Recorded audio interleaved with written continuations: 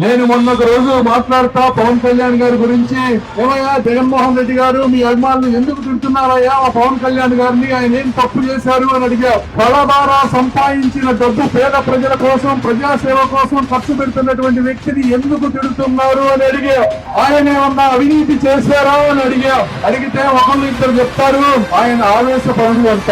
మరి నీతి నిజాయితీ ఉన్న వారికి ఆవేశం లేక ఏది వస్తుంది? కానీ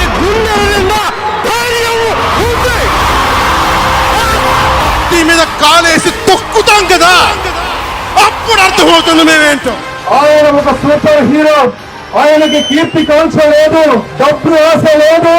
అయినప్పటికీ ఈ రాష్ట్రం గురించి, పేద ప్రజల గురించి, నిరుద్యోగుల గురించి, రైతుల గురించి, ఈ రాష్ట్రం గురించి రోడ్డు పైకి వచ్చి నిలబట్టి ఒక్క మగాడు పవన్ కళ్యాణ్.